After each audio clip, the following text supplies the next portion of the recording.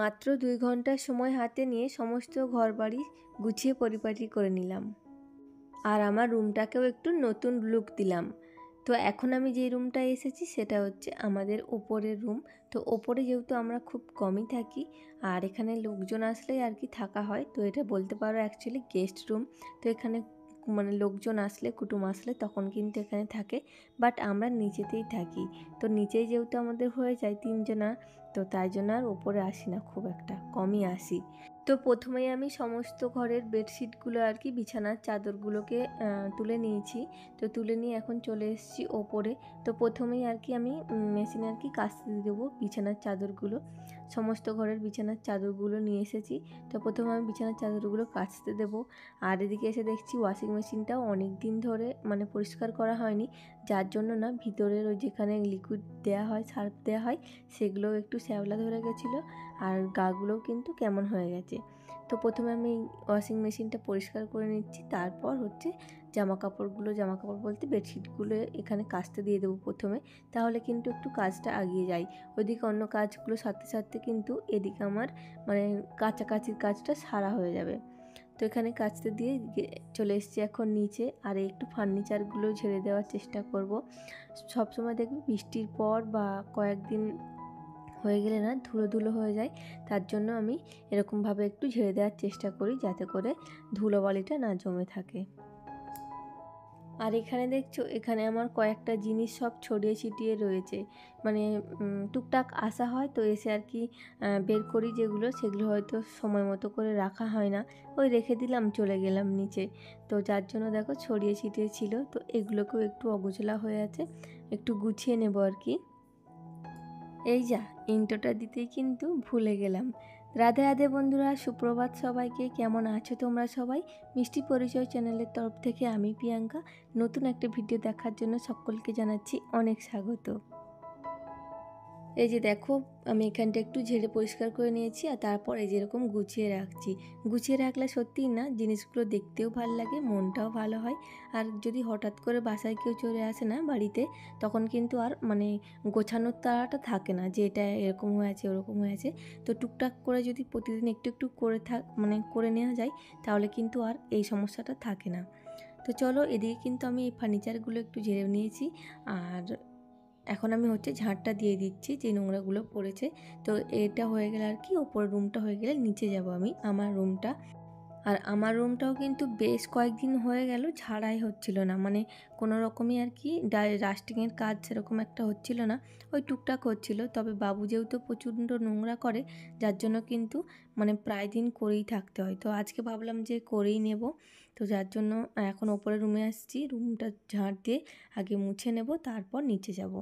তো এদিকে কিন্তু আমার ঝাঁটটা দেওয়া হয়ে গেছে, আর এখন আমি এই যে ঘরের মধ্যে প্ল্যান্টগুলো আছে এগুলোতে একটু স্প্রে করে দিচ্ছি। স্প্রে করার ঝাঁট দেওয়ার পরেই স্প্রেটা করছি, তার কারণ যে জলগুলো আর কি পড়বে নিচে সেগুলো আর কি মানে মুছে নিতে পারবো আর কি। তো ঝাঁট দেওয়া কমপ্লিট হয়ে গেছে, এখনও কিন্তু মুছিনি রুমটা। তো তার জন্য আগে দিয়ে দিচ্ছি, স্প্রেটা করে দিচ্ছি, তারপর হচ্ছে মুছবো। তাহলে নিচে যে সমস্ত জলগুলো থাকবে আর কি, সেগুলো আর কি মোছা হয়ে যাবে। আর এই যে দেখো, এই প্ল্যান্টগুলো এখন একটু আমি মানে হাত দিয়ে পরিষ্কার করে দিচ্ছি ধুলোবালিগুলো।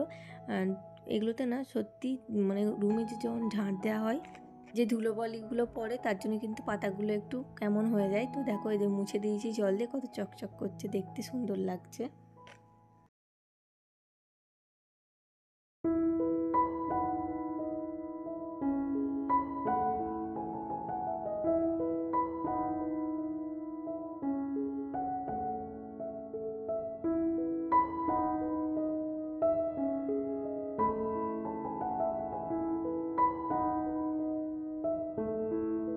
আর এখন দেখো গাছগুলোতে স্প্রে করা হয়ে গেছে, আর এখন এই যে ঘরটা এবার মুছে নেবো পুরোটা। আর এই যে দেখো, বালতির জলের মধ্যে আমি একটু ডেটল না স্যাভলন আর কি যে কোনো একটা জিনিস দেওয়ার চেষ্টা করি বেশিরভাগই, কারণ যেহেতু বাবু থাকে সব সময় আর পাখিগুলোও থাকে, তো এদিক ওদিক করে, ওর মানে হাত পা দেয় আসে মাঝে মাঝে নিয়ে। তো যার জন্য চেষ্টা করি, ছোট বাচ্চা থাকলে অবশ্যই করে কিন্তু এই ডেটল বা স্যাভলন দিয়ে হোক যা হোক দিয়ে আর কি ঘরটা মোছার চেষ্টা করবেন, তাহলে কিন্তু খুব ভালো আর কি। তো যাই হোক, এখন দেখো রুমটা আমি ক্লিন করে নিচ্ছি, মুছে নিচ্ছি পুরোটাই।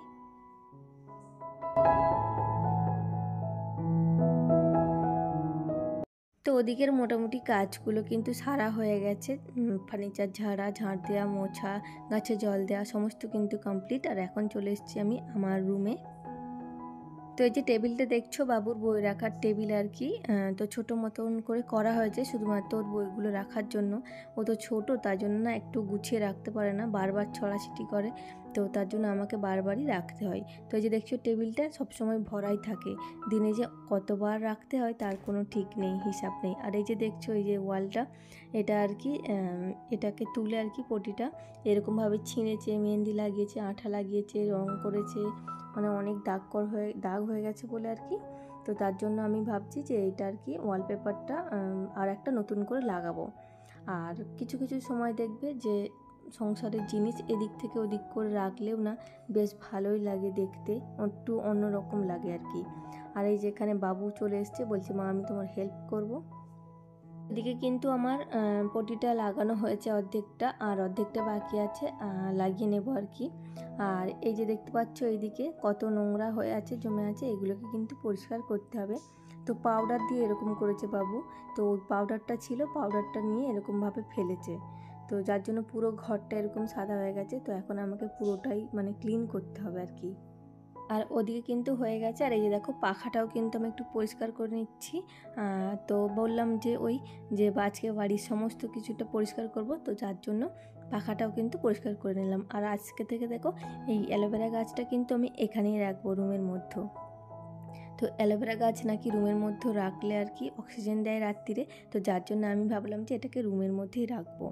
তো দেখো একটু সংসারের জিনিস ওলটপালট করে রাখলে কিন্তু বেশ ভালোই লাগে দেখতে। আর ওদিকে কিন্তু বিছানার চাদরগুলোও আমার শুকিয়ে গেছিলো, তো এখন নিয়ে এসে পেতে দিয়েছি। তো যারা যারা আমার এই ভিডিওটা এখনও পর্যন্ত দেখছো তাদেরকে অনেক ধন্যবাদ দেখার জন্য। আর যদি কোনো অংশ আমার ভিডিওর ভালো লাগে তাহলে কিন্তু আমার চ্যানেলটা সাবস্ক্রাইব করো, পাশে থেকেও একটা লাইক দিও আর শেয়ার করো। আর কমেন্ট সেকশানে তোমাদের একটা সুন্দর মতামত রেখে যেও। তো চলো বন্ধুরা, আজকের ভিডিওটা কিন্তু আমি এখানেই শেষ করছি। দেখা হবে আবার তোমাদের সঙ্গে নেক্সট দিনে। তো ততক্ষণে সবাই ভালো থাকবেন, সুস্থ থাকবেন। টাটা।